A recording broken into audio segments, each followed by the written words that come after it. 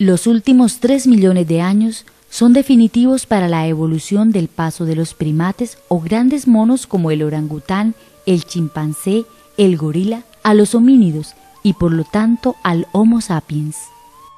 Diversos descubrimientos de fósiles, tanto en África, Asia y Europa, demuestran la evolución desde el Australopithecus pasando por el Homo habilis al Faber o Erectus y recientemente al Sapiens. Uno de los primeros hombres europeos fue el neandertal, quien desapareció sin que todavía se haya establecido sus causas.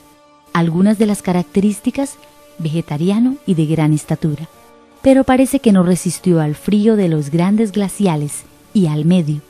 En los últimos 50.000 años aparece el hombre de Cromañón, u hombre europeo moderno, del cual descendemos todos los humanos actuales.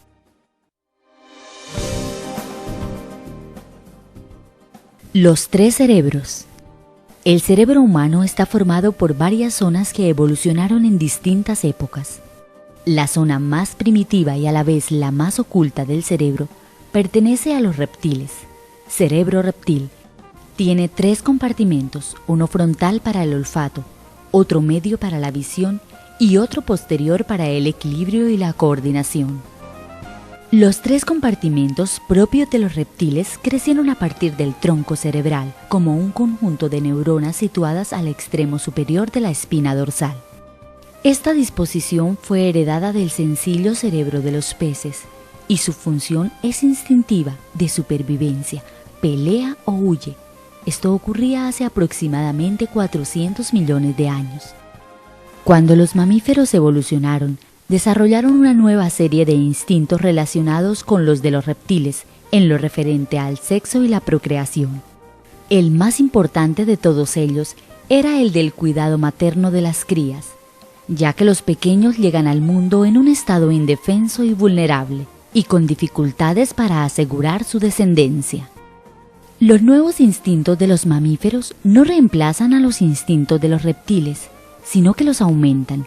Los antiguos programas del cerebro del reptil, la búsqueda de comida, la persecución de la pareja y la huida ante el predador, eran aún esenciales para la supervivencia. La carga y la responsabilidad ahora es mayor y más amplia. El cerebro de los mamíferos cambia en relación con su forma de vida en los últimos 100 millones de años. El cerebro visual disminuyó y el olfativo aumentó. 2 bulbosas hinchazones crecieron en el cerebro olfativo, una a cada lado repleta de circuitos y conexiones que se convertirán en 2 hemisferios cerebrales, izquierdo y derecho, y se amplía de la función olfativa a la visual. Un sentido de la visión más desarrollado exige demandas adicionales a la capacidad de memoria del cerebro del mamífero.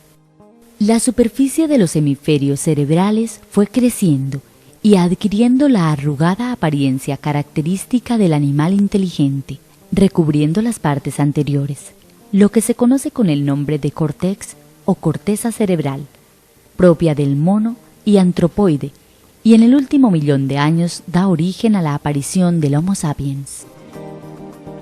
Los 3 cerebros siguen funcionando en el ser humano, y los experimentos recientes indican que los sentimientos paternos, fuente de algunas de las más excelentes emociones humanas, siguen brotando aún de las primitivas zonas programadas desde los reptiles, los mamíferos y el hombre.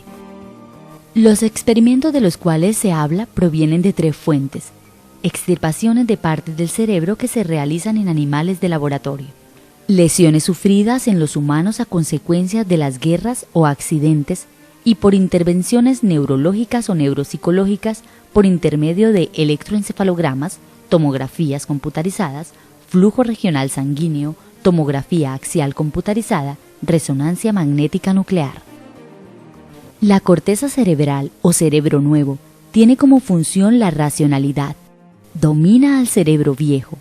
Sus instrucciones pueden controlar los más fuertes instintos y trabaja en coordinación o dominando sobre ellos, de acuerdo con sus funciones superiores producto del aprendizaje y disciplina. Estas funciones, entre otras, son el raciocinio con todas sus operaciones, análisis, síntesis, argumentación, relación, etc. la fuerza de voluntad o elecciones promovidas por las motivaciones e intereses yoicos o afiliativos. La corteza cerebral recubre el tronco cerebral y constituye el 90% de la masa encefálica. Es la sede de la memoria, el aprendizaje y el pensamiento abstracto. La parte frontal tiene la función de las emociones e impulsos emotivos. El hemisferio izquierdo se encarga de la lógica y sus operaciones, lo mismo que del lenguaje y la matemática. El hemisferio derecho maneja la voluntad y dirige los movimientos, lo ilógico, la creatividad que funciona por la fluidez y la elasticidad. La parte occipital del cerebro se encarga de la visión. Una parte del viejo cerebro es el tálamo, que actúa como centro de recepción de los mensajes provenientes de todos los sentidos, menos del olfato, enviando señales a los centros superiores en la corteza cerebral.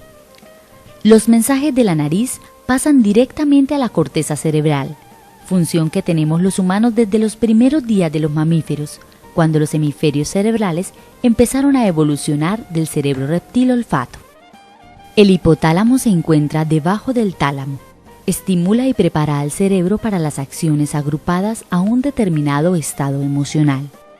En momentos de esfuerzo, el hipotálamo envía mensajes al corazón para que acelere el pulso o al estómago para que suspenda la digestión y deje libre la sangre para que acuda a los músculos a prestar otra función. La amígdala es parte del cerebro límbico. Con el tálamo y el hipotálamo se conecta con la corteza cerebral y es la glándula responsable de todos los impulsos emocionales, la memoria emocional. Sus respuestas emocionales son de corto plazo, impulsos y respuestas automáticas, inmediatas, y de largo plazo o conscientes si logran conectarse con la corteza cerebral. Por un proceso de aprendizaje, la amígdala controla los impulsos y emociones impulsivas. Ejercicios de control, contar hasta 10, respirar profundo, pensarlo 2 veces, ser consciente.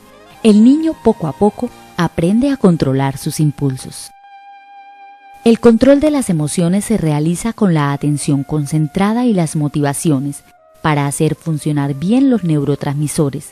La amígdala irriga y conecta todas las partes del cerebro con la corteza cerebral y tiene que activarse con emociones y motivaciones para que haya aprendizaje consciente y pueda grabar en el cerebro la información como en un disco duro.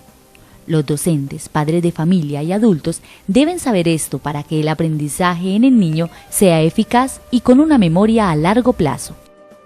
La motivación funciona por la curiosidad del niño, que es natural, pero pronto la pierde si no es estimulada. Por la combinación de las motivaciones yoicas y afiliativas, ya que el niño necesita de la afirmación y valoración del yo, tanto intrínsecas como extrínsecas, lo mismo que del reconocimiento del otro. El cerebelo es un pequeño cerebro que coordina los músculos del cuerpo en las maniobras complejas como bailar, correr, brincar, conducir un automóvil, que implica la acción conjunta de miles de músculos. Cuando se está aprendiendo una complicada secuencia de movimientos de operaciones mentales, la corteza cerebral tiene que hacer un complejo aprendizaje paso por paso. Una vez aprendida la secuencia, las instrucciones para que el cuerpo las ejecute quedan almacenadas en el cerebelo. Allí reside la memoria a largo plazo, con información permanente, disponible para el futuro uso sin tener que pensar consciente y constantemente en ellas, según el trabajo o oficio que realice la persona. De todas las partes del cerebro, el cerebelo es la más cercana a un ordenador o computador.